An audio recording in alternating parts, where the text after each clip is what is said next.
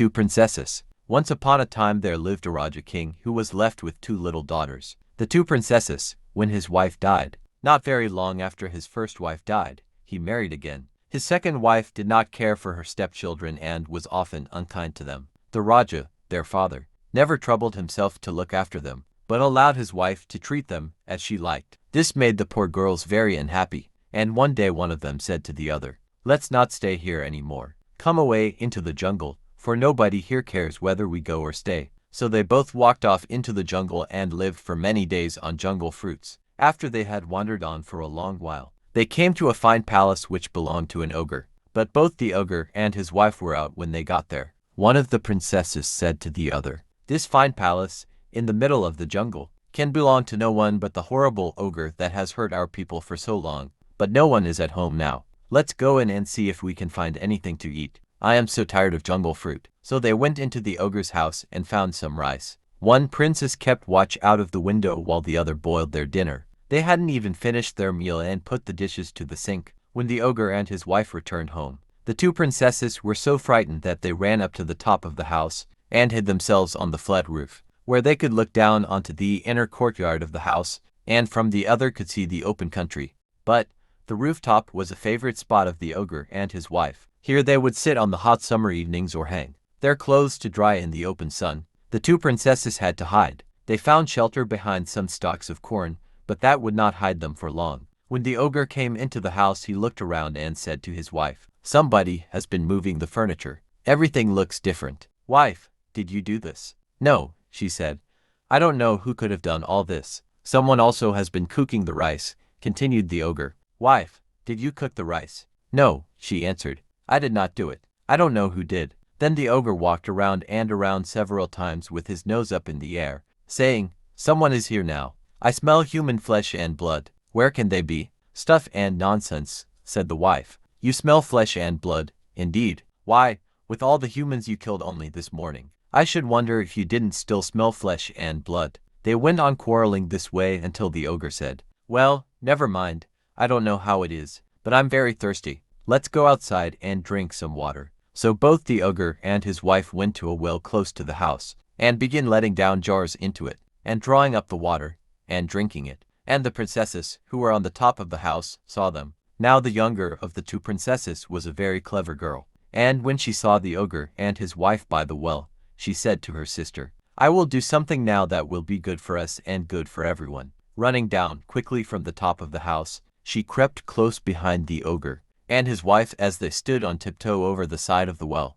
The girl grabbed hold of one of the ogre's heels with one hand and one of his wife's heels with her other hand, gave each a mighty push, and knocked the ogres down into the well. They both were drowned. The princess then returned to her sister and said, "I killed the ogres." "What, both of them?" cried her sister. "Yes, both," she said. "Won't they come back?" said her sister. "Never," she said. So the two princesses lived happily in the ogre's house for a long time. In it they found rich clothes and jewels, gold and silver, which the ogres had taken from people they had killed. Every morning the youngest princess would tend to the flocks of chickens and herds of cows, taking them off to pasture, while the older one stayed at home, cooked the dinner, and kept the house. The younger princess, who was the wise one, would often say to her sister in the morning, "Take care that if you see any stranger, be it a man, woman, or child, come by the house, to hide so that nobody may know that we live here. If anyone should call out and ask for a drink of water, or any poor beggar ask for food,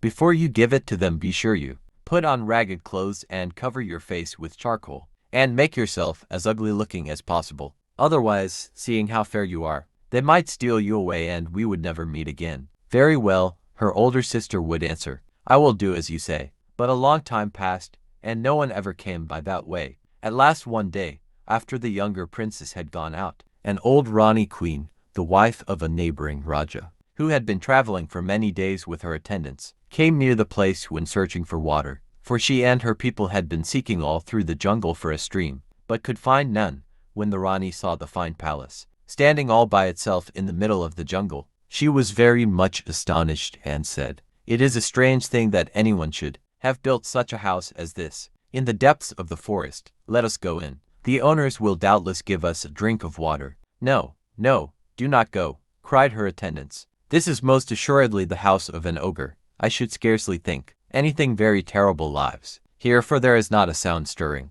nor a living creature to be seen. So she began tapping at the door, which was bolted, and called, "Will whoever owns this house give me and my people some water to drink?" But nobody answered, for the princess, who heard her coming, was busy up in her room, blacking her face with charcoal and covering her rich dress with rags. Then the Rani got impatient and shook the door, saying angrily, "Let me in, whoever you are. If you don't, I'll force the door open." At this the poor little princess got dreadfully frightened, and having blacked her face and made herself look as ugly as possible, she ran downstairs with a pitcher of water.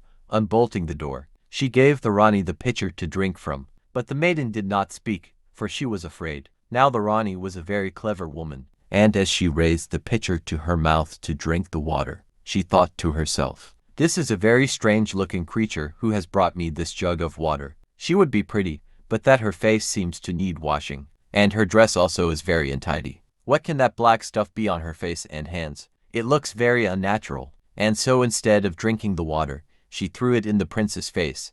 The princess started back with a little cry, while the water, trickling down her face, washed off the charcoal and showed her delicate features and beautiful complexion. The Rani caught hold of her hand and said, "Now tell me true, who are you? Where do you come from? Who are your father and mother? And why are you here alone by yourself in the jungle? Answer me, or I'll have your head cut off." And she summoned one of her guards, who drew his sword. The princess was so terrified she could hardly speak, but as best she could, she told how she was the daughter of a king, and had run away into the jungle because of her cruel stepmother, and finding the house had lived there ever since. And, having finished her story, she began to cry. Then the Rani said to her, "Pretty child, forgive me for my roughness. Do not fear, I will take you home with me. As the daughter of a Raja you shall be a proper wife for my son." But the more she spoke to the princess, the more frightened the princess became, and could do nothing but cry. Now the girl had said nothing to the queen about her sister, nor even told her that she had one, for she thought, "This Rani says she will kill me. If she hears that I have a sister, they may kill her too." At last the Rani said to one of her servants, "Place this young lady in one of the palanquins and we will set off for home." And so they did. When the princess found herself shut up in the palanquin and being carried, she knew not where, she thought how terrible it would be for her sister to return home and find her gone, and determined, if possible, to leave some sign to show her which way she had been taken. Round her neck were many strings of pearls. She untied them, and tearing her sari robe into little bits, tied one pearl in each piece of the sari, that it might be heavy enough to fall straight to the ground. And so she went on, dropping one pearl and then another and another, all the way she went along, until they reached the palace where the queen lived. She threw the last remaining pearl down just as they reached the palace gate. The Rani commanded her son to appear. When he did, she said, "My son, you have tarried long enough in choosing a bride. I told you that if you did not choose one for yourself, I would find one for you, and so I have. Here she is." And she thrust the girl forward. She was still weeping, and the prince could tell that she was hardly a willing bride. When they were alone, he whispered, "Fear not, maiden. I will postpone the wedding for as long as I can. And if the wedding must take place, you will not be forced to say or do anything you do not want to do." But she barely heard him, thinking only of her sister, and too distraught and fearful to say or do anything else. Meanwhile the younger princess, who had been out with her flocks when the queen took her sister away, had returned home. When she came back she found the door wide open and no one standing there. She thought it very odd, for her sister always came every night to the door to meet her on her return. She went upstairs. Her sister was not there. The whole house was empty and deserted. There she must stay all alone, for the evening had closed in, and it was impossible to go outside and seek her with any hope of success. So all night long she waited, crying, "Someone has been here, and they have stolen her away. They have stolen my darling away. Oh, sister, my sister." Next morning, very early, going out to continue the search, she found one of the pearls belonging to her sister's necklace tied up in a small piece of sari. A little further on lay another, and yet another. All along the road the Rani had gone. Then the princess understood that her sister had left this clue to guide her on her way, and she at once set off to find her. Very, very far she went, a 2 months' journey through the jungle, for she could not travel fast. The many days walking tired her so much, and sometimes it took her 2 or 3 days, just to find the next piece of sari with the pearl. At last she came near a large town, to which it was evident her sister had been taken. Now this young princess was very beautiful indeed. as beautiful as she was wise. And when she got near the town she thought to herself, if people see me they may steal me away as they did my sister, and then I shall never find her again. I will disguise myself. As she was thus thinking, she noticed by the side of the road a skeleton and a shriveled, dry fur of an old tiger. The princess took the skin and washed it, and drew it on over her own lovely face and neck, as one draws a glove on one's hand. The skin was so old nothing remained of the shape of the tiger, and only a yellowish hue, and it hung on her the way an old woman's skin might hang. Then she took a long stick and began hobbling along, leaning on it, toward the town. On she went, picking up the pearls, one here, one there, until she found the last pearl just in front of the palace gate. Then she felt certain her sister must be somewhere near, but where, she did not know. She longed to go into the palace and ask for her, but no guards would have let such a wretched-looking old woman enter, and she did not dare offer them any of the pearls she had with her, lest they should think she was a thief. So she determined merely to remain as close to the palace as possible, and wait till fortune favored her, with the means of learning something further about her sister. Just opposite the palace was a small house belonging to a farmer, and the princess went up to it and stood by the door. The farmer's wife saw her and said, "Poor old woman, who are you? Why are you here? Have you no one in the world?" "Alas, no," answered the princess. "I am a poor old woman and have neither father nor mother, son nor daughter, sister nor brother, to take care of me. All are gone and I can only beg my bread from door to door." "Do not grieve, good mother," answered the farmer's wife, kindly. "You may sleep in the shelter of our porch and I will give you food." So the princess stayed there for that night and for many more, and every day the good farmer's wife gave her food. But all this time she could learn nothing of her sister. Now there was a large tank near the palace on which grew some fine lotus plants covered with rich crimson lotuses, the royal flower, and of these the Rani was very fond indeed, and prized them very much. To this tank, because it was the nearest to the farmer's house, the princess would go every morning, very early, almost before it was light, at about 3 o'clock, and take off the old tiger's skin that helped her to look like an old woman, and wash it, and hang it out to dry, and wash her face and hands and bathe her feet in the cool water,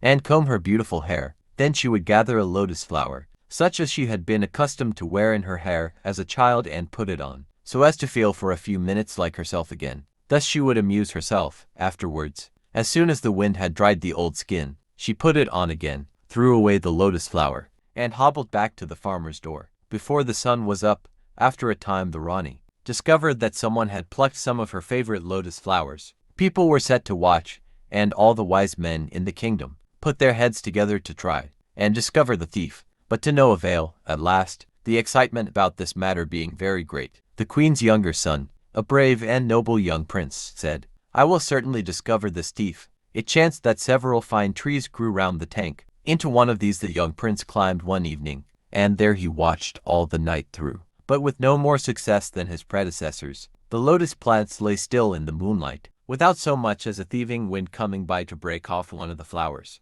The prince began to get very sleepy and thought the thief, whoever he might be, could not intend to return when, in the very early morning, before it was light, who should come down to the tank but an old woman he had often seen near the palace gate. Ah, thought the prince, this then is the thief. But what can this queer old woman want with lotus flowers? Imagine his astonishment when the old woman sat down on the steps of the tank and began pulling the skin off her face and arms, and from underneath the shriveled, yellow skin came the loveliest face he had ever beheld, so fair, so fresh, so young, so gloriously beautiful, that appearing thus suddenly it dazzled the prince's eyes like a flash of lightning. Ah, thought he, can this be a woman or a spirit, a devil or an angel in disguise?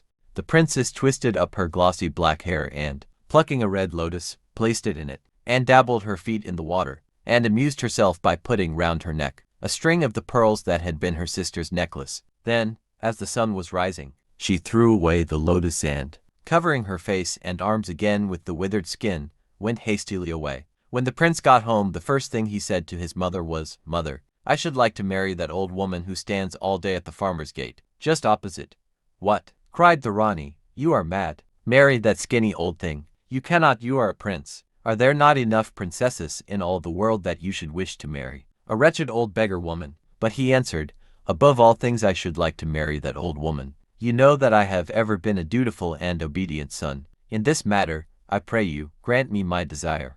Seeing he was really in earnest about the matter, and that nothing she could say would alter his mind, she agreed. Not, however, without telling him in no uncertain terms what a terrible mistake he was making, and sent out the guards, who fetched the old woman who was really the princess in disguise to the palace. There she was married to the prince as privately, and with as little ceremony as possible, for the Rani wanted no one to know of the matter. As soon as the wedding was over, the prince said to his wife, "Gentle wife, tell me how much longer you intend to wear that old skin. You had better take it off. Do be so kind." The princess wondered how he knew of her disguise, or whether it was only a guess. She thought, he seems kind. But if I take off this ugly skin, my husband will think me pretty, and perhaps he will shut me up in the palace and never let me go away, and then I shall never be able to find my sister. No, I had better not take it off. So she answered, "I don't know what you mean. Nobody can change their skin." This she mumbled as if she were a very old woman indeed, and had lost all her teeth and could not speak plain.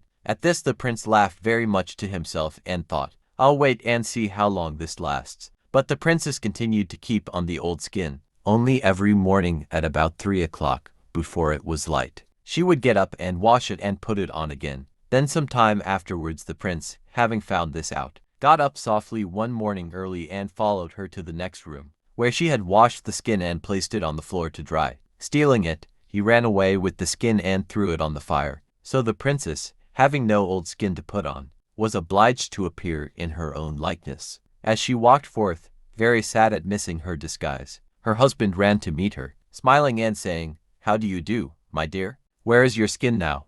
Soon the whole palace had heard the joyful news of the beautiful young wife that the prince had won, and all the people, when they saw her, cried, "Why, she is exactly like the beautiful princess our young prince married, the jungle lady." The younger prince took her to introduce his bride to his older brother's wife. No sooner did the princess enter her sister-in-law's room than she saw that in her she had found her lost sister, and they ran into each other's arms. Great then was the joy of all, but the happiest of all these happy people were the two princesses who were at last reunited, and they lived together in peace and joy their whole lives long.